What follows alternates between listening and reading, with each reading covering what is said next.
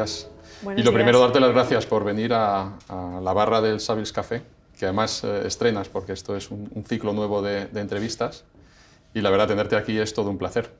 La verdad que estoy viendo un poco toda tu experiencia y todas las cosas que has hecho y la verdad que no me las puedo aprender de memoria porque son un montón. Lo primero porque bueno, eres profesora en muchas universidades, me contabas antes que además en Deusto, en Granada, en Madrid, en Barcelona.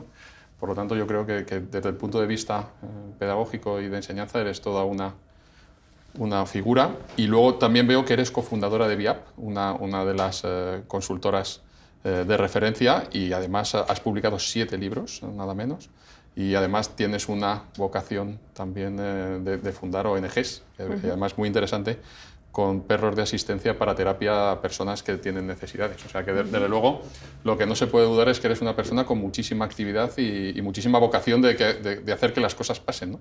Y esa probablemente es la primera pregunta que te quería hacer, ¿no? Que desde luego esto es por una actitud que tienes de tratar de avanzar y de evolucionar. Y desde luego que tener un currículum así no es algo que es normal en cuanto a la cantidad de cosas y de esa actividad frenética. ¿Cómo has llegado, y sobre todo, a compaginar toda esa actividad hoy en día? Pues lo primero, porque me encanta. O sea, yo disfruto muchísimo con todo lo que hago, tanto esa faceta docente, la faceta divulgativa, me encanta escribir.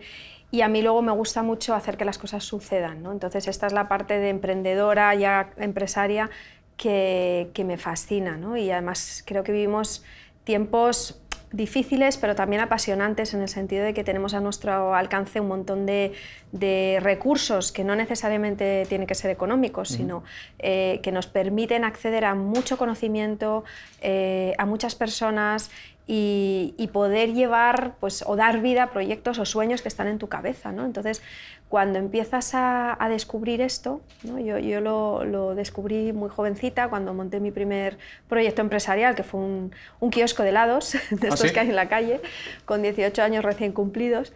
Pues vivir toda esa experiencia, ¿no? De buscarme la vida de la gestión, la parte administrativa y luego estar de cara al cliente y ver que, pues que algo que para mí era un planazo, ¿no? de estar en verano ganando pues un dinerito, invitando a mis amigas, a mis amigos y tal, pues ver que lo pude hacer y que funcionó y que, bueno, que fue bien, que no pasó nada, pues eso me animó muchísimo a continuar, ¿no?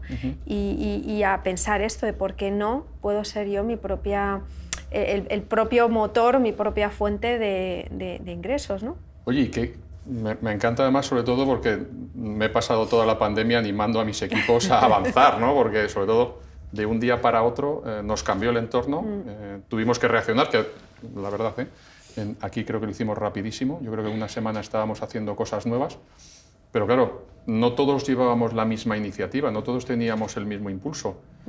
¿Qué le tengo que decir a esos equipos que quizás pues, se dejan un poco asustar por las situaciones para que ocurran cosas, para que no tengan miedo en esos momentos? Bueno, al final el miedo, el susto que nos da a todos y que todos lo hemos vivido en estos meses, sobre todo al principio, ¿verdad? Por el shock, por la sorpresa, es algo natural y es algo necesario y sano. Pero es cierto que el miedo lo que no puede hacer es paralizarnos en un entorno en el que la amenaza no es tan real como pues, hace cientos de años, ¿no? Donde había amenazas realmente muy directamente vinculadas con nuestra propia supervivencia, ¿no?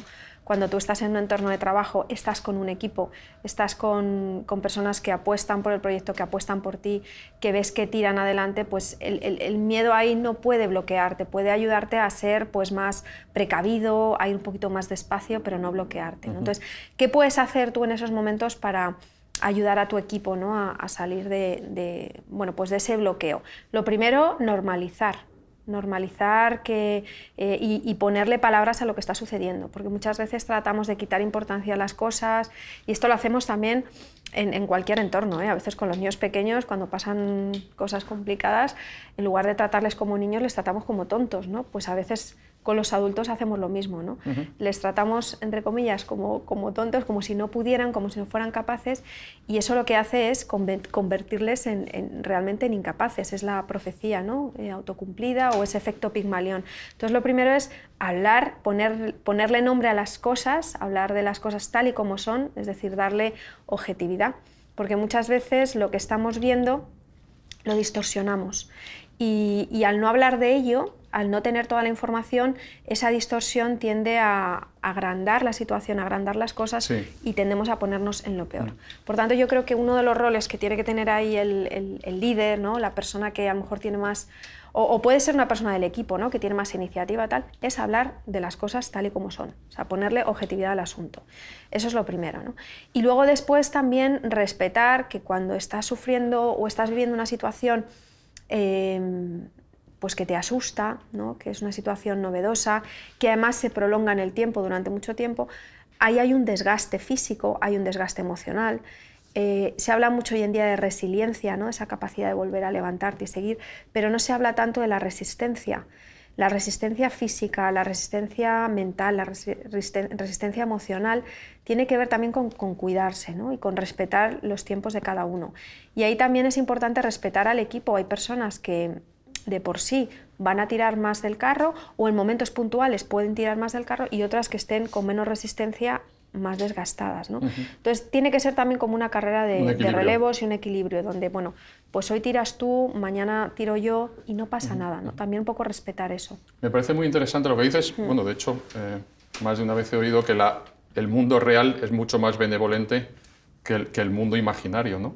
Total. Y ahí, ¿cómo podemos hacer nosotros para tener ese optimismo? Que yo además he visto que tú ahí centras muchísimo tu discurso. ¿Cómo podemos buscar ese optimismo para que todas esas malas noticias, porque si te pones a leer el periódico hoy, probablemente lo que intentas es irte a otro planeta, porque sí, en el mundo no hay donde esconderse. ¿Qué podemos hacer para tener una actitud más positiva a todo esto que tenemos en nuestro entorno? Mira, el optimismo inteligente, como del que tú estabas hablando, es un estilo explicativo de la realidad. O sea, es cómo tú te cuentas las cosas. No tanto como te las cuentan, que ahí es lo que tú dices, estamos rodeados de malas noticias, sino cómo tú luego te lo cuentas internamente. ¿Cómo es ese diálogo interior que tú tienes, ¿no? Cuando estás a solas? Y para mí, lo más importante, bueno, para mí, y de todo esto que te voy a explicar ahora, tiene que ver con lo que ha demostrado la ciencia, ¿no? Al final, cuando tú te quedas en ese estilo explicativo de la situación paralizante, donde ves que no puedes hacer nada, donde te sientes indefenso, viene de nuevo ese bloqueo del que hablábamos antes y no actúas, ¿no? Entonces, la clave está en que la manera que tú tienes de explicarte las cosas te ayude a entrar en acción. Para mí la diferencia está en la acción, accionar o paralizarte, ¿no? Cuando tú entras en acción, sucede una serie de, vamos a decir, acontecimientos en tu organismo que de alguna manera te animan a seguir, ¿no? Y esto tiene mucha fuerza, es el motor más grande que tenemos, la acción, ¿no? Entonces, por ejemplo, si yo ahora mismo tomándome este café me mancho, ¿verdad? Tengo dos maneras de explicar la situación. El estilo explicativo puede ser: Dios mío, qué desastre, ya me vale, siempre hago lo mismo, es que soy torpe, ¿a qué van a pensar de mí ahora? ¿No? Fíjate en esta conversación, y eso me va a paralizar cada vez más, me va a hacer sentir peor, ¿no? Y no me va a ayudar para nada. Sin embargo, si yo ante esa mancha de café enseguida entro en acción y digo, bueno, voy a ver cómo puedo hacer para que no se note, para limpiarlo, cojo una servilleta, me tapo con la chaqueta, me pongo la mano, es absolutamente diferente cómo yo me siento y cómo afronto la situación. ¿Entiendes? Entonces yo creo que tiene que ver con esto, cómo tú te cuentas las cosas. Si te conviertes un poco en víctima de tus propias palabras o si centras tu atención y tu discurso en ver qué puedo hacer cómo puedo yo actuar. Aunque sea para huir, pero entrar en acción.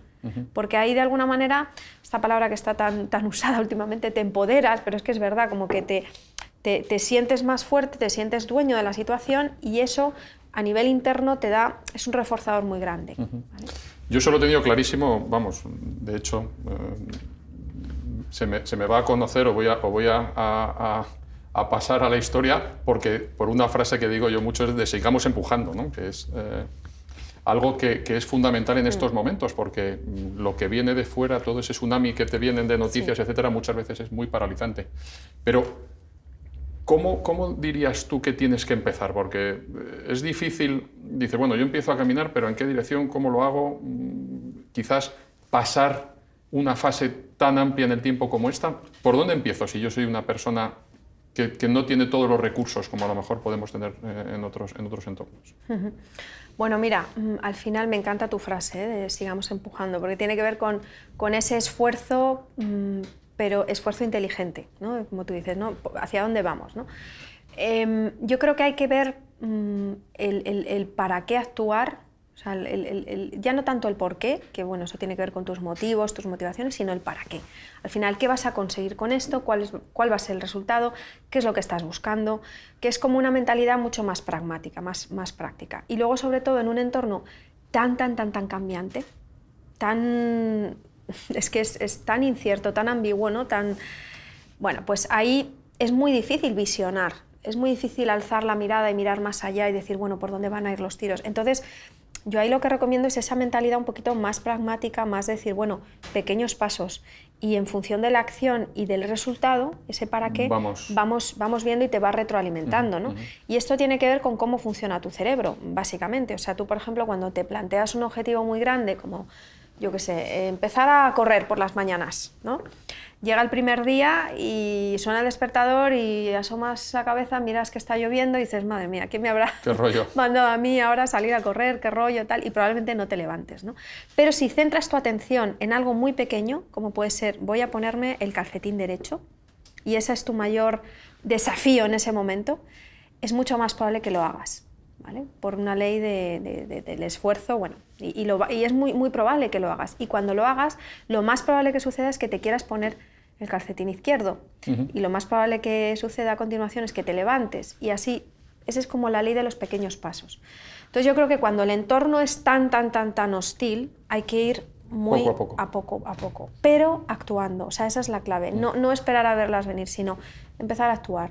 Y con esa retroalimentación seguir actuando. Y al final miras atrás y dices, lo que decías tú, jolín, no hemos parado, cuánto hemos hecho en estos meses, pero es que habéis ido dando pequeños pasos, ¿no?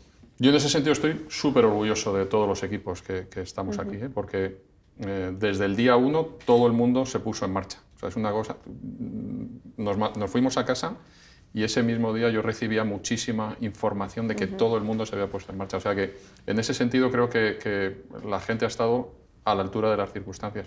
Oye, pero y empezamos a hacer cosas y entramos en la rutina de hacer cosas, nos ponemos ese calcetín siempre, pero ¿y cómo hacemos para ser más creativos? Para podernos adaptar a que no podemos hacer las cosas como las hemos hecho siempre, porque ahí fuera se está transformando todo. Entonces, claro. ¿Y qué limitaciones mentales tenemos también a la hora de dar ese salto? Porque la seguridad de hacer las cosas de la misma manera, me imagino que también es importante para la gente, porque se sentirá segura, ¿no? de ese entorno. Claro. Y cuando el entorno es tan hostil, la seguridad es súper importante. Claro. Y luego, aparte, fíjate, cuando estamos con lo que llamamos el circuito de amenaza activado, es decir, viéndolas venir, ¿no? Que cada día pasa algo diferente, una noticia, de repente, es como... O sea, tú date cuenta que para nuestra mente hemos estado viviendo una guerra. O sea, todos los ingredientes que había a nuestro alrededor... O sea, la percepción a nivel cerebral es, esto es la guerra, ¿no? Entonces me tengo que defender, me tengo que proteger. Y cuando tú estás así, no te puedes poner creativo. Lo que vas a hacer es acceder a los recursos que ya tienes de una manera muy rápida. Y hay mucha gente que dice, no, yo cuando estoy así me pongo muy creativo y me va muy bien. No, lo que haces es que repites lo que ya sabes hacer muy bien, pero ahí no hay ni reinvención ni creatividad y al final... es lo que necesitamos ahora, ¿no? Porque estamos todos igual, alguien tiene que empezar a hacer cosas diferentes y tal, y ahí es donde se marca la diferencia. Entonces la clave está, y esto es lo difícil y es el auténtico desafío en el que estamos ahora mismo, en cómo desactivamos ese circuito de amenaza para entrar en lo que llamamos el circuito de recompensa, ese estado mental de tranquilidad donde percibes que no hay amenazas y ahí sí tu cerebro, tu mente se puede poner creativa. Es una frecuencia eléctrica, bueno, todo esto se mide en hercios con un electroencefalograma, ¿vale? Que se llaman las ondas gamma, por encima de 42 hercios, que es cuando tú tienes esos picos de creatividad y de repente dices, esto encaja, o se te ocurre una idea nueva, o te viene a la cabeza esa palabra que tenías en la punta de la lengua, ¿vale? Ese momento insight, es ese pico de creatividad de onda gamma que llamamos, no lo podemos forzar. O sea, yo no te puedo decir ahora, venga, hazme una pregunta genial, dime, resuelve esto rápidamente, te bloqueas, ¿no? Al revés, más estrés, más parálisis, menos creatividad. Lo que tengo que hacer es generar las condiciones, generar un entorno para que tú para que tu cerebro esté tranquilo, a ese nivel. Claro, y pueda destinar los recursos a nivel eléctrico para pensar, conectar y descubrir cosas nuevas, ¿no? Y eso solo sucede cuando percibimos que no hay amenazas, cuando estamos tranquilos. Entonces, fíjate qué complicado, ¿no? Se ha demostrado científicamente que en el 100% de las ocasiones, el 100%, o sea, sin excepción, siempre antes de un pico creativo, ¿vale? Onda gamma, antes de tener ese momento eureka, siempre estábamos relajados, justo antes. Estábamos en otra frecuencia eléctrica, que es lo que llamamos ondas alfa, en unos 13, 16 hercios más o menos, y desde ahí tenemos ese pico creativo, ¿no? Entonces, si sabemos que esto es así, si sabemos que nuestro cerebro funciona así, vamos a aplicarlo, ¿no? A poner los mismos, claro. Entonces vamos a generar entornos alfa, ¿no? Entornos donde no se perciban esas amenazas, y eso se puede hacer. Oye, Marta, y ahora que has entrado ya en las vibraciones, impulsos eléctricos, etcétera, ¿cómo, si tú y yo estamos cerca, o sea, nuestra conexión cerebral es especialmente fuerte así estamos separados? Porque ahora en el mundo yo tengo al 50%, nosotros estamos en turnos, venimos aquí por turnos, sí. Yo hay un 50% de mis compañeros, de mis equipos, que no les veo. No les veo físicamente. Lógicamente estoy todo el día conectado con ellos por las vías que tengo. Pero claro, esto durante un periodo corto de tiempo es fácil de llevar y sobre todo con gente con la que ya tengo mucha relación, pero si tengo que empezar a tener nuevas relaciones personales donde tengo que generar esa intimidad con la otra persona, ¿cómo está rota ahora mismo esa conexión? ¿Tú crees? ¿O da lo mismo que físicamente estemos separados, nuestras mentes son capaces de tener esa misma vibración? No es lo mismo, no es lo mismo. A ver, somos capaces, y de hecho bueno, mucha gente ha vivido esa experiencia de tener intimidad con personas a través de una pantalla, de poder... Sí. Estos meses se ha hecho psicoterapia a través de online, etcétera, y sí se consigue esta intimidad, ¿no? Pero no es lo mismo. Digamos que el volumen de la confianza y el volumen de la intimidad no es igual cuando hay presencia que cuando no hay presencia, ¿no? Porque hay una serie de variables que se ponen en juego, ¿no? O sea, al final, primero la parte eléctrica de la que hablábamos antes, ¿no? Somos campos electromagnéticos y esto se contagia, o sea, hay vibraciones, claro. No lo vemos, no sabemos cuantificarlo cuando estamos juntos, pero sucede, ¿no? Por eso tú cuando ves a una persona, aunque la veas durante unos segundos, enseguida te haces una idea, es como esa primera impresión, sí, ¿no? Que dices, hay feeling, no hay feeling, cala muchísimo, me la creo y no me la creo. Y a lo mejor no ha abierto la boca. Y dices, ¿cómo puede ser? Pero eso no te pasa cuando estás en una reunión virtual, en un Skype, en un Zoom, en lo que sea, y estás viendo caritas. No tienes esa sensación, ¿no? Ese feeling. Y eso sucede primero por el campo electromagnético y segundo porque nuestros estados emocionales se contagian y se huelen. Y el olfato, a día de hoy, todavía no traspasa. Viene también por la parte olfativa, aunque no lo notemos, claro. No lo notamos para nada, y de hecho aquí hay un campo por investigar tremendo, nos queda mucho por saber aquí, ¿no? El campo, el mundo de las feromonas y todo, pero se huelen, ¿no? Nuestros estados emocionales se huelen. De hecho, hay muchísimas investigaciones también donde se evidencia cómo cuando estamos juntos se produce una especie de sincronización, que algunos lo llaman el baile, ¿no? El baile entre dos personas, ese rapport donde nos movemos de la misma manera, hacemos gestos similares, cuando hay feeling sobre todo replicamos el comportamiento del otro, y esto no sucede cuando hay una pantalla, hay un código diferente ahí, ¿no? Aquí entra en juego el olfato, entra en juego también la vista, y entran en juego las neuronas espejo, ¿vale? Es decir, yo cuando estoy delante de una persona y en presencia de una persona reflejo su comportamiento en mi cerebro como si hubiera un espejo, y de alguna manera puedo no tanto sentir, pero experimentar lo que tú estás viviendo, lo que tú me estás contando, ¿no? Es también la base de la empatía. Sí. Y todo esto a través de una pantalla se pierde. Se pierde, ¿no? Claro, bueno, no hay más que ver la historia de la humanidad, cómo la gente se daba la mano para rezar, cómo todo el mundo ponía la misma orientación. ¿Qué ocurre cuando yo estoy con un grupo de compañeros míos en la oficina y estamos todos visualizando un proyecto? ¿Existe la visualización? ¿Tiene peso de verdad? Bueno, de alguna manera no es que se contagie lo que es en sí mismo el acto, ¿no? De visualizar, de ver todos lo mismo, pero sí que es cierto que cuando estamos vibrando de la misma manera, cuando la emoción es compartida y las palabras acompañan, ¿no?, a todo ese cóctel, al final estamos todos sintonizados. Y seguro que has vivido alguna experiencia en la que de repente tienes una palabra en la punta de la lengua y un compañero te dice esto, ¿no? O que los dos estabais pensando en lo mismo. O sea, este tipo de fenómenos que dices, ¡hala!, ¿no? ¡Wow!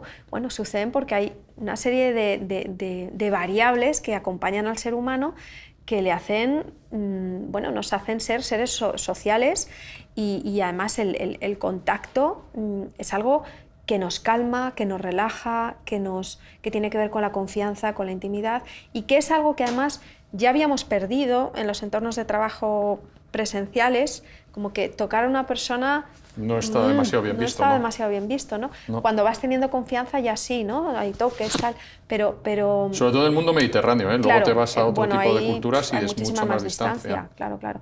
Pero de alguna manera... Yo muchas veces me doy cuenta que cuando investigo, cuando leo en esa faceta divulgativa que me gusta, ¿no?, para luego trasladar todo esto de una manera sencilla, veo cómo al final la ciencia lo que nos está devolviendo es que hay que volver a los básicos. O sea, que no se trata de hacer cosas, sino de muy cosas sofisticadas, sino muy básicas. Muy básicas. Sí, porque hablabas de relajarte, porque generar entornos de tranquilidad. Claro, claro. Y eso tiene... Bueno, cosas muy sencillas, como que no haya interrupciones, por ejemplo, ¿no? Si en un entorno queremos estar tranquilos, relajados, pensando juntos, vamos a desconectar el teléfono, vamos a cerrar la puerta, vamos a pedir respeto a los que están fuera, que no nos interrumpan, etcétera, etcétera, ¿no? Has dicho una cosa muy interesante ahora, que es que las palabras acompañen. Sí. ¿Cómo? Porque es verdad que, bueno, muchas veces nos ponemos a hablar y el mensaje lo recibirá el otro en la medida que lo reciba, pero tú a lo mejor querías decir otra cosa, sí. ¿No? ¿Cómo de importante es esa parte del mensaje? Y si eso tenemos que... ¿Cómo puedo hacer que ese positivismo empiece por mi propio lenguaje para que tu pensamiento y luego tu creencia tenga esa misma continuidad que yo le quiero dar? Sí, esto es apasionante. Al final las palabras pueden abrir ventanas o pueden cerrarlas, levantar muros y de todo, ¿no? Con unas palabras, o sea, es increíble, ¿no? Y mira, yo me he dado cuenta al final, de nuevo, pues investigando y aplicando, hay muchas metodologías para trabajar el lenguaje, ¿no?, y la lingüística, que al final todo lo que tenga que ver con lo objetivo, o sea, con mirar la realidad desde el mismo lugar, ¿no? Seguro que has visto esta imagen, este dibujito tan típico de que hay un 6, ¿verdad? Y que a un lado una persona está viendo el 9 sí, y al otro está viendo el 6, ¿no? Pues ese gesto de decir, voy a tu lado a mirar lo mismo que tú, o ven tú al mío a mirar lo mismo que yo, ya lo cambia todo. Vamos a hablar los dos de la misma realidad. Por eso, ponerle nombre a las cosas que suceden tal y como suceden ayuda mucho. Claro. Muchas veces querer quitar importancia a las cosas nos distancia del otro, ¿no? Y el otro además dice, me están tratando como tonto, ¿no? Sí, esas mentiras blancas que tratas de proteger, ¿no? No funcionan. Y sobre todo a tus hijos, eso ocurre claro, mucho en el entorno familiar. También.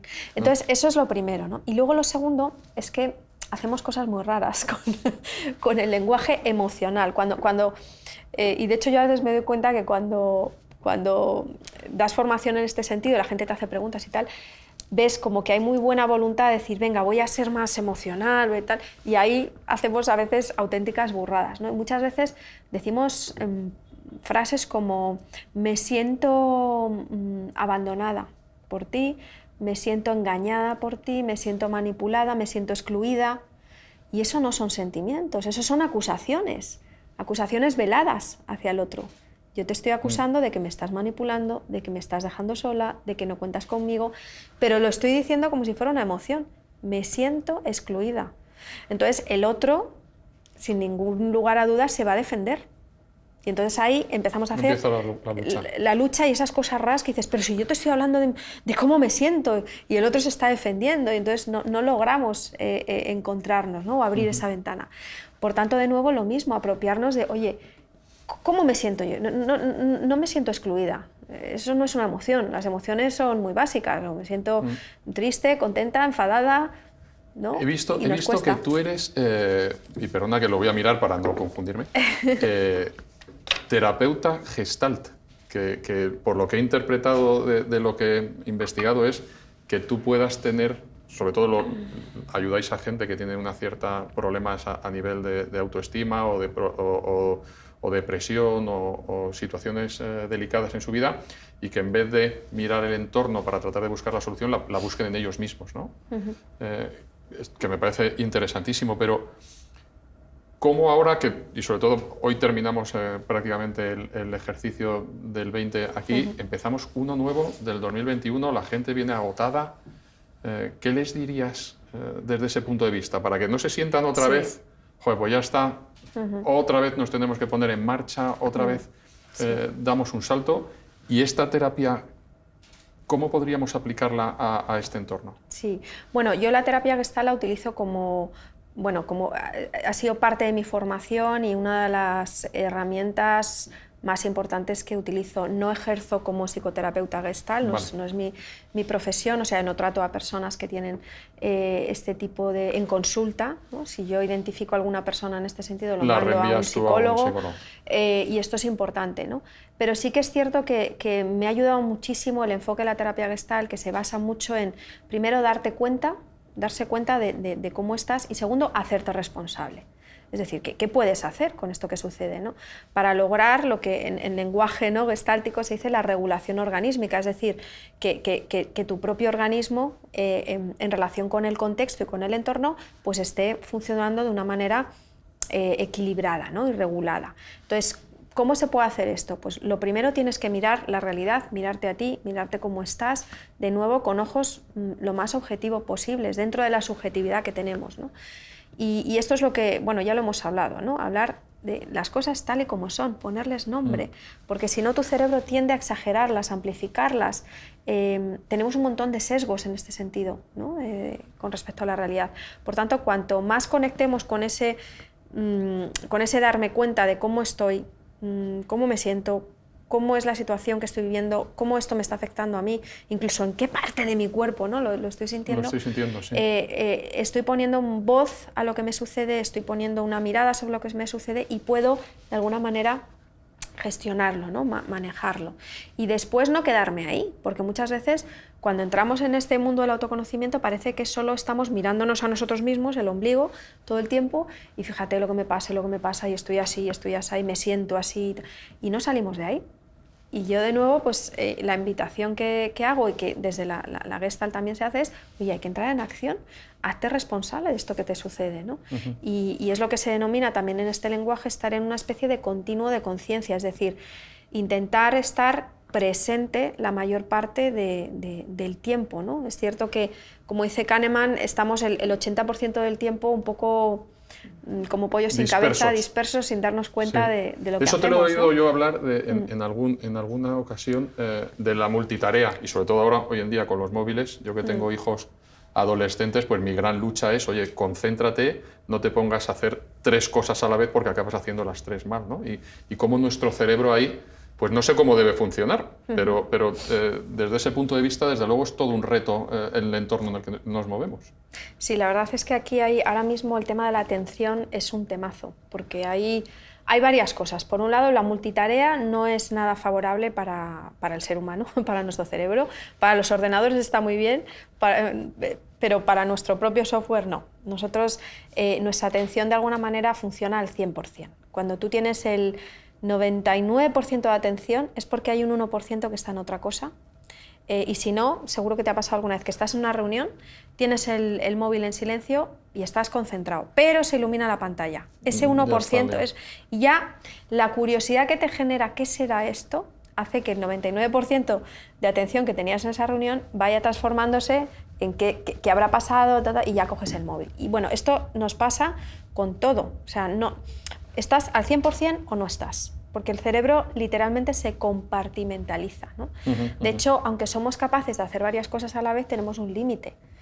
Si tú, por ejemplo, estás conduciendo y estás escuchando música, ya estás haciendo muchas cosas a la vez. Si además tienes un GPS, es una variable más. Por tanto, vas a tener mucha más probabilidad de errar ante un imprevisto, que un peatón, tal. Vas a tener menos atención hacia la carretera porque estás compartimentalizando tu cerebro y compartiendo tu atención, y ahí no das un 100%, ¿no? Entonces, con esto hay que tener mucho cuidado.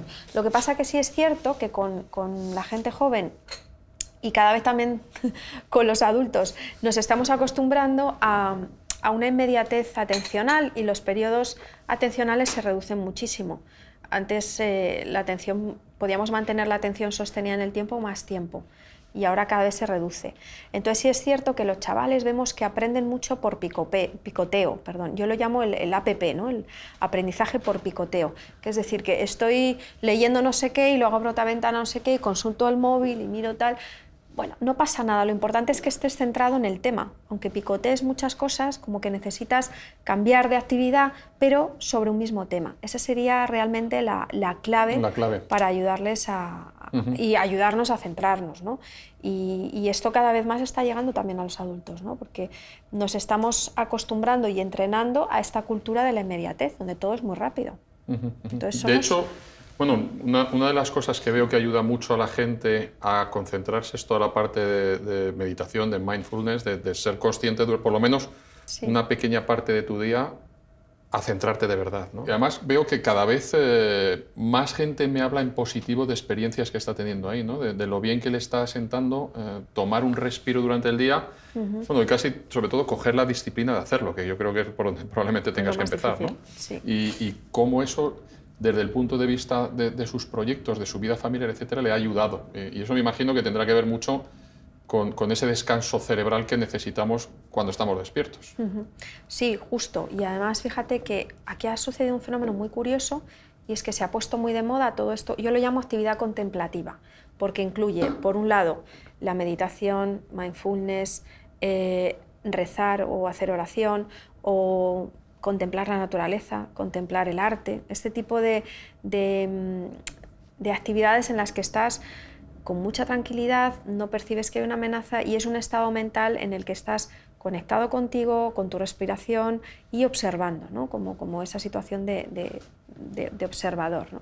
Entonces es curioso porque se ha puesto muy de moda porque hay una gran necesidad de todo esto, o sea, hay un bullicio mental tan grande que necesitamos esa quietud y la gente ha ido pues saboreando sus ventajas, ¿no? Y cómo esto ha sido positivo para su vida y la ciencia ha venido después a ver qué está pasando, a interesarse, ¿no? Y ahora sabemos desde hace muy poquitos años, pero te hablo de 2015, 2016, o sea, ayer, que efectivamente hay beneficios probados científicamente para nuestra salud física, emocional, mental, que tienen que ver y que correlacionan con esta actividad, este tipo de actividad contemplativa, ¿no?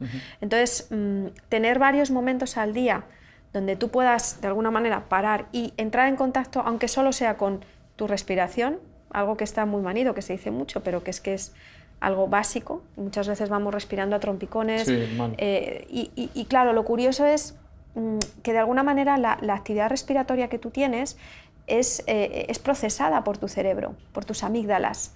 Y estás lanzando información, introduciendo información a tu cerebro sobre cómo estás viviendo los acontecimientos. Entonces, por ejemplo, cuando tu respiración es entrecortada o cuando respiras más por un lado de la nariz que por otro, tu cerebro se pone en guardia, ¿no? Y dice, ¿qué está pasando, ¿no? Entonces, simplemente ese control respiratorio, ese decir, venga, voy a centrarme, a lo mejor estoy ahora mismo en una discusión o estoy en una situación difícil, pero voy a acompañarme con mi propia respiración, voy a tratar de regular eso. Simplemente estoy mandando un mensaje de tranquilidad a mi cerebro que me va a permitir que el riego sanguíneo sea más fluido, que mis pensamientos puedan ser pues, más claros, que pueda estar de alguna manera también incluso más despierta, más creativa para afrontar esa situación.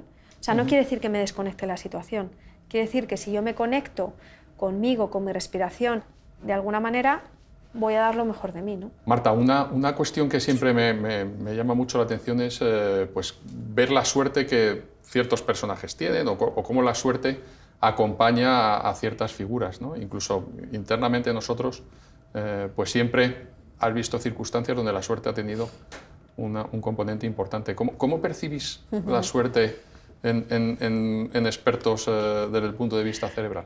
Bueno, para mí la suerte no existe. O sea, yo aquí soy muy tajante con esto. Tiene que ver más con... O sea, no hay gente con suerte, hay gente que se esfuerza y que sabe utilizar uno de los recursos más valiosos que tenemos los seres humanos, que es la atención.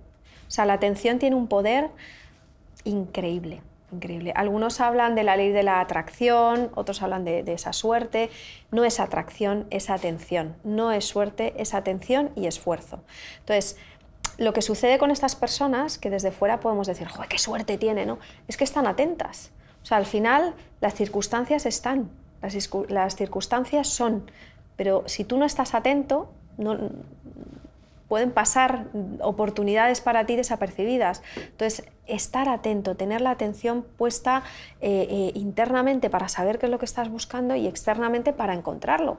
Es como lo típico que se dice, ¿no? Que te compras un coche y empiezas a ver ese coche por todas partes, o te quedas embarazada. Yo recuerdo cuando me quedé embarazada que veía embarazadas por todas partes, todo eran cochecitos, bebés, veía un hombre con barriga y ya pensaba que estaba embarazada, o sea, todo era, es una obsesión. Y entonces no es que yo atrajera en ese momento las embarazadas o cuando te compres un coche y de repente todo el mundo se ha puesto de acuerdo. No, es que siempre han estado ahí, pero tú no lo veías. Entonces, cuando tú pones la atención empiezas a ver. Y eso es lo que sucede con la gente que de repente desde fuera decimos, ¡joder, qué suerte! No, es que está atento, está atenta. Y esa es la clave, ¿no?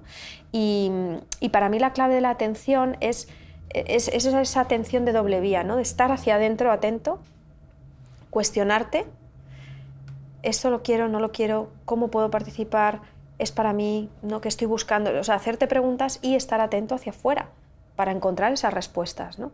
Y después esforzarte, es decir, tener ese músculo bien entrenado, la fuerza de voluntad para ir a por lo que quieres, porque muchas veces malentendemos, ¿no? una malentendida libertad, ¿no? de estar más en función de tus apetencias que de lo que realmente quieres y necesitas, ¿no? Entonces, si tuvieras que elegir entre talento y determinación.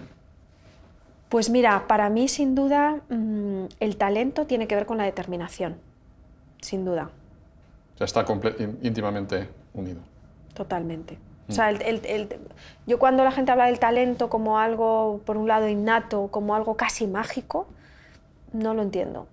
O sea, porque es algo que se cultiva y que además no es algo ni fijo ni permanente, es absolutamente variable y en función de las circunstancias, puedes tener talento para una cosa pero no para otra, o tu talento puede variar, puede crecer. Es esa mentalidad de crecimiento que debemos entrenar y desarrollar y salir de esa mentalidad fija de que las cosas son inmutables y que el talento es algo que no depende de uno, sino que viene con nosotros, ¿no? Oye, una pregunta ya como padre adolescente, aunque tú todavía estás en un estado incipiente. La autoestima es lo que al final pues parece que es lo que más dicen que es el éxito de las personas en cuanto a su felicidad, a cómo encarar el mundo. Yo que tengo hijos adolescentes, seguro que mucha gente de la que nos puede estar escuchando los tiene o los va a tener. ¿Cómo podemos fomentar desde el punto de vista de los padres o de los educadores la autoestima en pues, todo el rango de edades que podemos tener, en la que estamos sobre todo creando adultos? Bueno, mira, la autoestima tiene que ver con cómo queremos a los que nos rodean, en este caso hablando de nuestros hijos, cómo les queremos. Desde cuando son pequeñitos, el amor los reciben. Es una cuestión ellos son más pasivos, ¿no? Están recibiendo. Entonces, en cómo reciben ese amor, esa calidad, esa incondicionalidad del amor, estamos construyendo su autoestima. Para mí, ese ingrediente de incondicional está muy vinculado a esa semilla que estamos sembrando de autoestima en un futuro, ¿no? O sea, el amor no puede estar condicionado, ¿vale? Y incluso cuando son adolescentes seguimos impactando en su autoestima en la medida que tenemos de amarles, ¿vale? La autoestima en los niños y en los adolescentes viene en función de los demás todavía, ¿no? Es algo un poquito más pasivo. Por eso los adolescentes ya no buscan tanto la estima en esa figura materna o paterna, sino en sus colegas, ¿no? En su entorno, y se miden por ahí, ¿no? Entonces, de nuevo hay esas relaciones, esa calidad en las relaciones va a influir mucho, ¿no?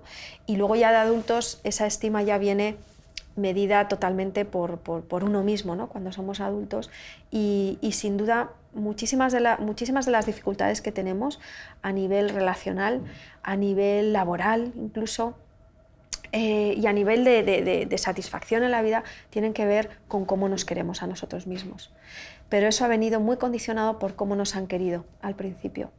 Por eso es muy importante ese amor incondicional. O sea, yo no te quiero en función de, te quiero porque existes, ¿no? porque has nacido, porque eres mi hijo, en la amistad lo mismo, ¿no? Te quiero porque somos amigos, porque hagas esto por mí o no. O sea, esa condicionalidad penaliza mucho la autoestima que tenemos de nosotros mismos, ¿no?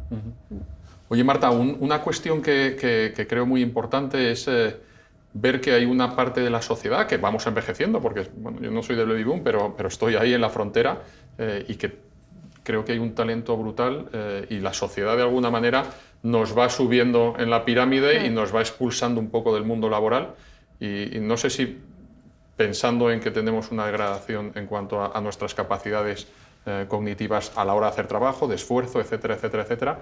Y muchas veces te he oído hablar justamente de lo contrario, de que hay una posibilidad y una alternativa laboral para un colectivo muy importante que además tiene mucha experiencia y mucho talento. Sí, efectivamente, este colectivo senior es un capital tremendo para las organizaciones. O sea, el mirar a otro lado, el no captar este talento o incluso expulsar este talento de las organizaciones es una pérdida de capital, pero sin lugar a dudas. De hecho, es que es un error porque hoy en día, gracias a la alimentación que tenemos, a los recursos que tenemos, la gente hace deporte, etcétera, etcétera, la degeneración cerebral es mucho más tardía. O sea, no hay una pérdida. Si te fijas, yo ahora mismo pienso en mis abuelos, por ejemplo, y a mi edad yo he visto fotos de mis abuelos que parecían ya casi abuelos, mucho mayores, ¿no? Entonces, realmente ha habido un cambio muy fuerte en ese sentido, ¿no? Y lo mejor de todo también es que ahora todo lo que es la información, la tecnología, está al alcance de todos, no solo de los más jóvenes. Entonces, yo me encuentro con digitales que no son nativos, personas senior digitales que digo, wow. Pero hay un sesgo a que creemos que no van a ser capaces.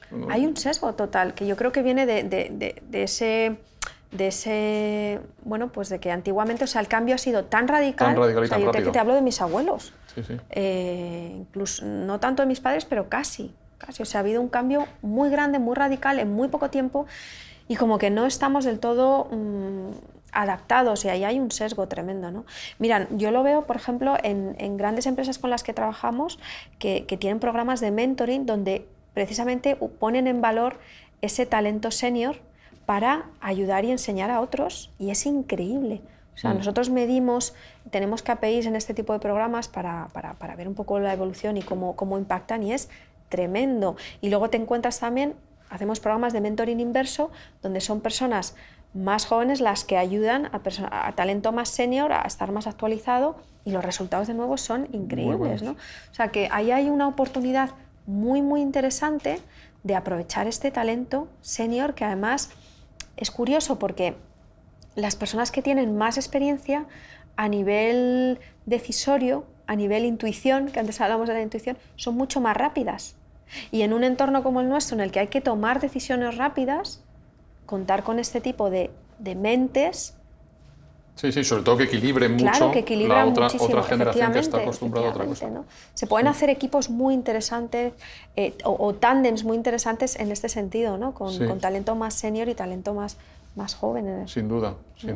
Oye, Marta, y una cuestión que he oído también en alguna vez es cómo vivimos los errores, ¿no? Y cómo los interiorizamos.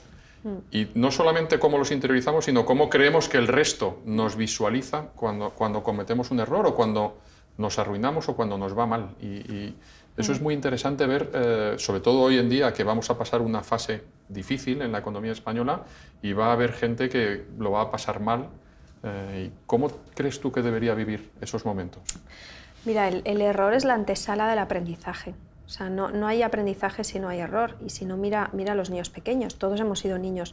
O sea, todos hemos aprendido cayéndonos, hablando mal, etcétera, etcétera. O sea, es algo tan importante para ayudarnos a crecer y para ayudarnos a tener éxito. De hecho, las personas que, entre comillas, podemos admirar porque han conseguido cosas que para nosotros pueden ser interesantes, normalmente se han equivocado muchas veces, ¿no?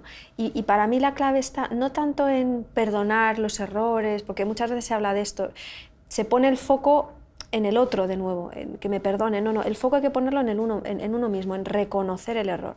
O sea, yo creo que el problema está en que no lo reconocemos, nos da miedo reconocerlo. Y esa es la clave, porque fíjate, tú cuando no reconoces el error, lo primero, no aprendes, y ahí ya te lo estás perdiendo, ¿no? Lo segundo, si no lo compartes con nadie, no recibes apoyo. Por tanto, te va a resultar mucho más difícil salir de esa dificultad que estás viviendo, ¿no? con ese error que has cometido. Y por otra parte, el hecho de tratar de no mirar el error, de ocultarlo, de no compartirlo o de avergonzarte, lo único que hace es quitarte energía para seguir adelante, ¿no? Pero es muy curioso porque cuando tú miras al error de cara, le das nombre, lo compartes, lo verbalizas, lo amplías, le pones una lupa, o sea, te regocijas un poco en ese error, ¿no? Tienes muchísima más energía, muchísimo más apoyo, te sientes incluso orgullosa de lo que has hecho. De haber pasado el... Claro, y al final superado. Eso es superación, ¿no? Y de aquí, yo creo que de aquí tenemos mucho que aprender. De hecho, también hay estudios al respecto, hay unas investigaciones súper interesantes de la doctora Brené Brown que habla del poder de la vulnerabilidad, del poder de mostrarte ante los demás vulnerable. Decir, oye, pues no puedo con esto me ha ido mal, no sé cómo hacerlo. O sea, este tipo de expresiones que no se suelen oír mucho, y menos en un entorno de trabajo, en un entorno laboral, realmente tienen un impacto en el otro brutal. Sobre todo de empatía, ¿no? De empatía. Imagino, de saber que el otro también tiene sus mismas problemáticas.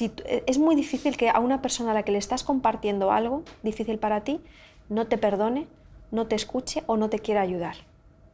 También aquí hay investigación súper interesante y súper divertida, ¿no? Hay, por ejemplo, estudios que demuestran que cuando tú tienes prisas, cuando no miras a la gente, cuando no te paras a escuchar, eres más egoísta, colaboras menos, cooperas menos en un entorno de trabajo. Entonces, por eso es súper importante tener momentos de pararse y como estamos haciendo tú y yo ahora, ¿no? Conversar, mirarnos a los ojos, porque cuando tú estás mirando a una persona y le pides colaboración, le pides participación, ayuda, si te está mirando a los ojos, te va a decir que sí, siempre. Entonces, por eso es tan importante también esa presencia y ese momento de compartir que decíamos antes, ¿no? Sí.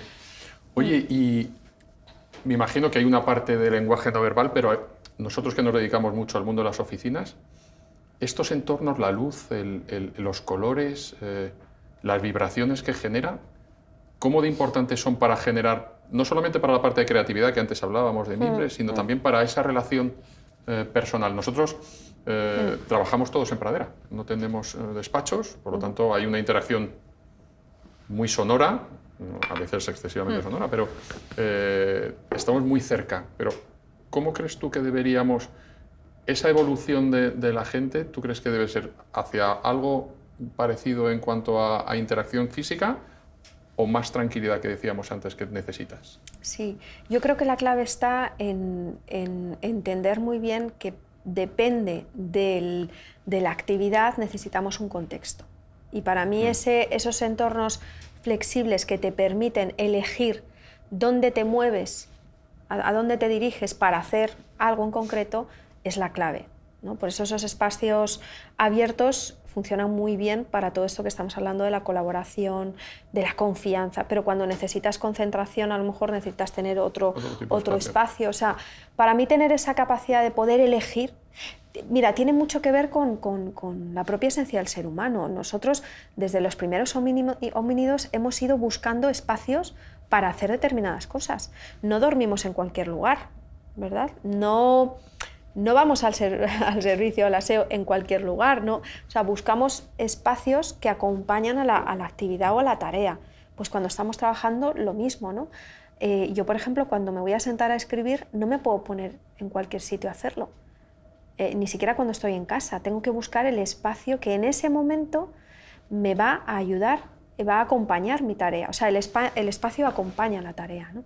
Por tanto, para mí es clave tener ese espacio flexible donde poder elegir en función de lo que tengo que hacer, cómo me voy a sentir yo mejor. Porque tiene que ver con esa búsqueda del entorno, ¿no? que desde los primeros hombres y mujeres pues ha ido acompañándonos, ¿no?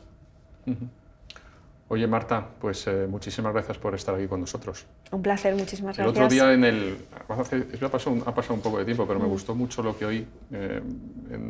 Una filósofa hablaba de cuál era la definición de hogar, de casa, de vivienda, que está muy relacionado con nuestro mundo inmobiliario. Y decía que era un sitio donde volver y donde sentirse segura. Espero que esto lo consideres tu casa, que vuelvas y que te hayas sentido bien aquí con nosotros. Muchas gracias, Oye, la verdad nada, es que sí. gracias a vosotros.